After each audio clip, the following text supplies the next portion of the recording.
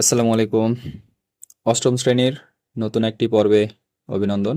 আজকে আমরা সমাধান শুরু করতেছি অনুশীলনী ৬.২ এর প্রশ্ন নম্বর ৫ থেকে, কারণ ১, ২, ৩, ৪ এগুলো হচ্ছে এমসিকিউ আছে। হ্যাঁ, ৫ নাম্বার থেকে হচ্ছে আমাদের এগুলো আসলে মূলত সমীকরণ গঠন করতে হবে, দেন এগুলো আমরা যে কোনো একটা পদ্ধতিতে সমীকরণগুলোর সমাধান করতে হবে। ঠিক আছে, আমরা চাইলে অপনয়ন করতে পারি বা প্রতিস্থাপন করতে পারি। আর অপনয়ন বা প্রতিস্থাপন পদ্ধতির যে সমাধানগুলো ৬.১-এ আমরা শিখেছি, সেগুলো নিয়মে আমরা করতে পারবো। তো সেগুলো হচ্ছে যারা দেখো নাই সেই ভিডিওগুলো, অপনয়ন পদ্ধতিতে সমাধান কিংবা প্রতিস্থাপন পদ্ধতিতে সমাধান, এগুলো হচ্ছে প্লেলিস্ট করা আছে আমাদের চ্যানেলে। তো প্লেলিস্ট থেকে ভিডিওগুলো দেখে নিতে পারবা। তাহলে আমরা সরাসরি সমীকরণ নাম্বার বা প্রশ্ন নাম্বার ৫-এ চলে যাচ্ছি।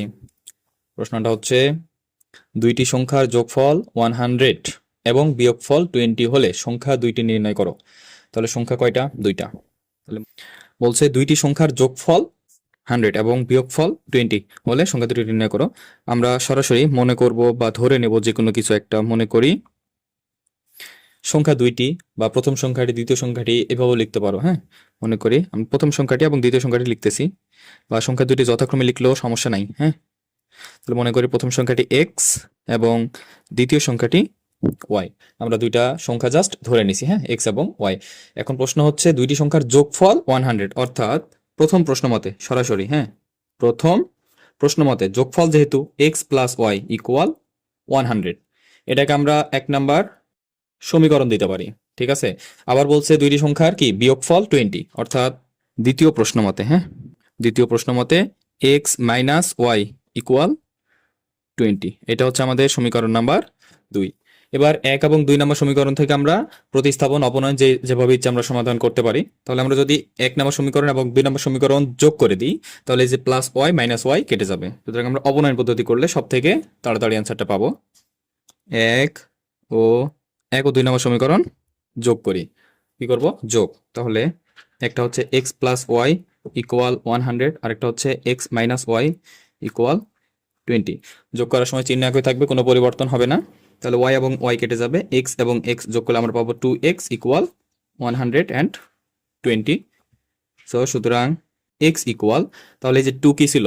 গুণ, এক্স এর সাথে ভাগ হয়ে যাবে 120 ভাগ হচ্ছে 2, অর্থাৎ 60 পাচ্ছি আমরা হচ্ছে এক্স এর মান।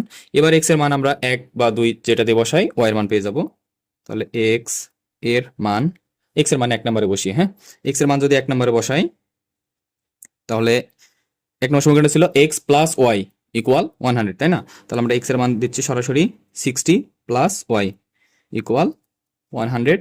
সুতরাং ওয়াই ইকুয়াল 100, আর এই যে 60 হচ্ছে কি ছিল? প্লাস ছিল, ওপাশে গেলে মাইনাস হয়ে যাবে, মাইনাস 60, হ্যাঁ, ইকুয়াল আমরা পাচ্ছি 40। তাহলে এক্স এর মান পাইলাম 60 এবং ওয়াই এর মান পাইলাম 40। সুতরাং এই দুটাই হচ্ছে আমাদের ওই যে দুটা সমীকরণে যে দুটো সংখ্যার কথা বলছে এগুলো। সুতরাং নির্ণয় সংখ্যা দুইটি যথাক্রমে 60 এবং 40, এভাবে লিখে দিলে হয়ে যাচ্ছে। এবারে ৬ নম্বর প্রশ্নটি দেখো। বলছে দুইটি সংখ্যার যোগফল 160 এবং একটি অপরটির 3 গুণ হলে সংখ্যা দুটি নির্ণয় করো। হ্যাঁ, একটি অপরটি 3 গুণ হইলে তার মানে আমাদেরকে ধরে নিতে হবে একটি সংখ্যা এক্স এবং অপর সংখ্যাটি ওয়াই। ঠিক আছে, যেহেতু বলছে একটি অপরটি 3 গুণ, এজন্য আমরা হচ্ছে মনে করি একটি সংখ্যা আমরা এক্স ধরলাম এবং অপর সংখ্যাটি, ঠিক আছে, তাহলে একটি সংখ্যা এক্স হলে অপর সংখ্যাটি আমরা ওয়াই ধরতেছি। এখন প্রশ্ন মতে কিন্তু এখানে দুইটা, হ্যাঁ, একটা বলছে দুইটি সংখ্যার যোগফল, এখানেও ৫ নম্বরের মতোই এক্স প্লাস ওয়াই ইকুয়াল 160। তাহলে প্রথম প্রশ্ন মতে এক্স প্লাস ওয়াই ইকুয়াল 160, এটা আমাদের সরাসরি ১ নম্বর সমীকরণ পেয়ে গেছি। এখন দ্বিতীয় প্রশ্ন মতে, ঠিক আছে, দ্বিতীয় প্রশ্ন মতে আমরা কি দিব? ভালো করে একটু প্রশ্নটা বোঝো। দুইটি সংখ্যার যোগফল 160, এটা আমরা প্রথম প্রশ্ন মতে পেয়ে গেছি, এবং একটি অপরটি 3 গুণ। কার 3 গুণ? একটি হচ্ছে অপরটি 3 গুণ। তাহলে একটি সংখ্যা আমাদের এক্স এবং অপরটি কত? ওয়াই। তাহলে ওয়াই 3 গুণ হবে কার সাথে? এই যে অপরটির, যার সাথে বলবে তার সাথে গুণ হবে, যে অপরটির বলছে না, অর্থাৎ 3y হবে। সুতরাং দ্বিতীয় প্রশ্ন মতে আমরা লিখবো এক্স ইকুয়াল 3y। হ্যাঁ, এখানে আমরা 2 নম্বর সমীকরণ দিয়ে দিতে পারি। এটা সব থেকে সহজ হবে যদি আমরা প্রতিস্থাপন পদ্ধতিতে সমাধান করি, তাই না? এই যে এক্স এর মান একটা পাইছি না, এটা আমরা যদি এখানে বসাই দিই, তাহলে আমরা এখান থেকে ওয়াই এর মান পেয়ে যাব। তাহলে সরাসরি আমরা লিখবো 2 নং হতে এক্স এর মান 1 নাম্বার এ বসিয়ে, ঠিক আছে। 2 নম্বরে যে এক্স এর মানটা পাইছি এটা আমরা 1 নম্বরে যদি বসাই, 1 নম্বর সমীকরণটা হচ্ছে এক্স প্লাস ওয়াই, অর্থাৎ এখানে আমরা এক্স এর মান দিয়ে দিচ্ছি 3y প্লাস ওয়াই তো ছিলই ইকুয়াল 160। তাহলে 3y প্লাস ওয়াই আমরা পাচ্ছি 4y ইকুয়াল 160। সুতরাং y ইকুয়াল তাহলে 160 ভাগ হচ্ছে 4, কত পাবো? 4 4 16 অর্থাৎ 40। এই যে y এর মান পাইলাম 40। এবার y এর মানটা আমরা সব থেকে ভালো হবে কোথায়? 2 নম্বর সমীকরণে যদি বসাই। এবার আমরা y এর মান 2 নাম্বার এ বসিয়ে পাই।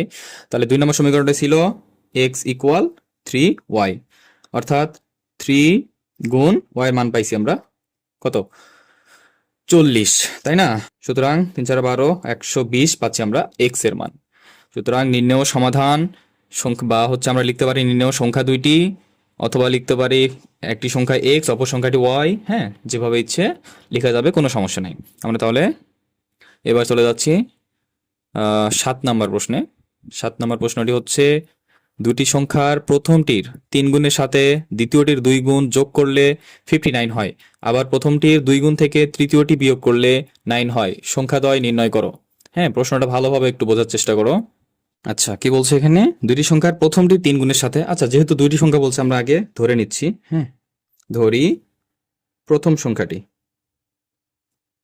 যেহেতু দুইটি সংখ্যা আমরা প্রথম সংখ্যাটি লিখতেছি x এবং দ্বিতীয় সংখ্যাটি আমরা ধরতেছি y, ঠিক আছে। তাহলে দুইটি সংখ্যার প্রথমটির 3 গুণের সাথে, প্রথমটি 3 গুণ অর্থাৎ 3x, এর সাথে দ্বিতীয়টির 2 গুণ যোগ করলে অর্থাৎ 2y যোগ করলে 59 হয়। এটা আমাদের প্রথম যে শর্ত দেওয়া আছে সেটা আমরা লিখতে পারি। তাহলে প্রথম শর্ত মতে বা প্রথম প্রশ্ন মতে কি পাচ্ছি? প্রথমটির 3 গুণের সাথে অর্থাৎ 3x প্লাস দ্বিতীয়টির 2 গুণ অর্থাৎ 2y ইকুয়াল হবে কত? 59। এটা ছিল আমাদের প্রথম যে শর্ত সেটা, এটাকে আমরা 1 নম্বর সমীকরণ দিচ্ছি, ঠিক আছে। আবার কি বলছে? আবার প্রথমটির 2 গুণ থেকে, প্রথমটি 2 গুণ অর্থাৎ 2x, এটা থেকে যদি আমরা দ্বিতীয়টি বিয়োগ করি, দ্বিতীয়টি হচ্ছে y, বিয়োগ করলে 9 হবে। অর্থাৎ দ্বিতীয় শর্ত বা প্রশ্ন মতে যেটা ইচ্ছে দিতে পারো, কোনো সমস্যা নাই। তাহলে দ্বিতীয় শর্ত মতে আমরা পাচ্ছি প্রথমটির 2 গুণ অর্থাৎ 2x মাইনাস দ্বিতীয়টি হচ্ছে y ইকুয়াল শুধুমাত্র 9। এটা হচ্ছে আমাদের সমীকরণ নাম্বার 2। এবার সব থেকে সহজ কোনটা হবে তোমরাই বুঝতে পারবা। আমরা যদি এটার সাথে একটা 2 গুণ করি তাহলে এখানেও 2y হবে, এখানেও 2y হবে, অর্থাৎ এখানেও আমাদের অপনয়ন পদ্ধতি যদি অ্যাপ্লাই করি তাহলে শর্টকাটে আমরা মানটা বের করতে পারবো। তাহলে 2 নাম্বার সমীকরণকে 2 দ্বারা গুণ করি। তাহলে 2 নম্বর সমীকরণকে যদি 2 দ্বারা গুণ করি, উভয় পাশে গুণ করতে হবে, অর্থাৎ 2x হয়ে যাবে 2 দুগুণ 4 4x মাইনাস এটা হয়ে যাবে 2y ইকুয়াল 9 দুগুণ 18, ঠিক আছে। তাহলে এটাকে আমরা এবার 3 নম্বর সমীকরণ দিচ্ছি। কেন দিচ্ছি? এবারে যে 3 এর সাথে আমরা 1 নাম্বারটা কি করব? যোগ করব। যোগ করলে যে প্লাস 2y এখানে আছে মাইনাস 2y কেটে যাবে। তাহলে 1 ও 2 নাম্বার সমীকরণ যোগ করব আমরা, তাই না? তাহলে যোগ করি। 1 নম্বর সমীকরণটা ছিল 3x প্লাস 2y ইকুয়াল 59 এবং 2 নম্বর সমীকরণটা হচ্ছে 4x, এটা হচ্ছে 2 নম্বর তো না 3 নম্বর, হ্যাঁ, 4x মাইনাস 2y ইকুয়াল 18, ঠিক আছে। এটা ছিল আমাদের 3 নাম্বার আর উপরটা ছিল 1 নাম্বার। তাহলে এটা কেটে যাচ্ছে যেহেতু একটা প্লাস একটা মাইনাস, আর 4 আর 3 7 অর্থাৎ 7x ইকুয়াল 8 আর 9 যোগ করলে এখানে হচ্ছে 17 7 হাতে 1 5 রেখে 6 রেখে 7 77। সুতরাং x ইকুয়াল আমরা পাচ্ছি 77 ডিভাইডেড বাই 7 অর্থাৎ 7 11 77। আমরা হচ্ছে x এর মান পাইলাম 11।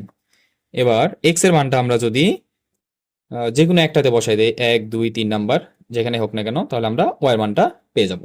x এর মান আমরা 1 নম্বরে বসাই দিচ্ছি, 1 নাম্বার এ বসিয়ে।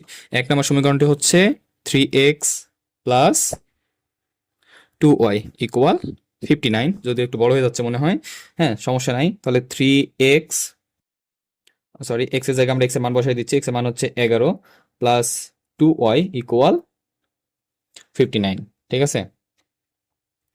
তাহলে 3 11 কত? 33 প্লাস 2y ইকুয়াল 59, এখানে 2y থাকতেছে, এগুলোতে বাদ দিতে হবে একটা করে, হ্যাঁ।